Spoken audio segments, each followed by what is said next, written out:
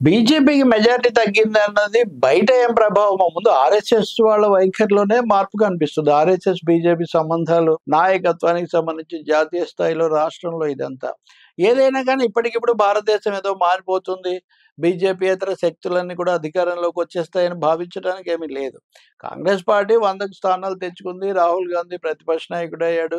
రాహుల్ గాంధీకి ఇస్తున్నటువంటి హైప్ అనేది అనుకోకుండా వచ్చిన దాన్ని బట్టి వచ్చేది ఒకటైతే, దాన్ని బట్టే రాజకీయ వాస్తవాలన్నీ తలకిందులైపోతాయని మనం ఏం భావించలేం. బీజేపీ మెజారిటీ తగ్గడం అనేది 2 రకాల పరిణామాలకు దారితీసే అవకాశం ఉంది. ఒకటి, వాళ్ళు ఇప్పటివరకు అనుసరించినటువంటి హిందుత్వ రాజకీయాలు కానీ, లేపోతే ఆధిపత్య పోకడలు గాని మరింత తీవ్రం చేయడం ద్వారా నిలదొక్కుకోవడం ఒకటి. రెండవది, కొంతవరకు మెతక వైఖరి అనుసరిస్తున్నారు. అకామిడేటివ్‌గా కలుపుకుపోయే చర్యలు తీసుకోమని చెప్పి మోదీ మీద ఒత్తిడి పెంచుతున్నారని ఇది రెండోది. కానీ ఈ రెండిటికంటే మించి రేపు శాసనసభ ఎన్నికల్లో ఎవరు, ఎక్కడ, ఏమాత్రం ఫలితాలు చూపిస్తారన్నది భవిష్యత్తు నిర్ణయిస్తుంది. చాలా తొందరలో ఒకటి కాశ్మీర్ ఎన్నికలు జరుగుతాయి. హర్యానా ఎన్నికలు జరుగుతాయి. ఆ తర్వాత ఇంకొక రాష్ట్రంలో కూడా బీహార్ ఎన్నికలు జరుగుతాయి. కాబట్టి ఈ ఫలితాలు దాన్ని నిర్ణయిస్తాయి. హర్యానా వరకు కాంగ్రెస్‌కి ఆధిక్యత ఉంటుందని సర్వేలు చెప్తున్నాయి.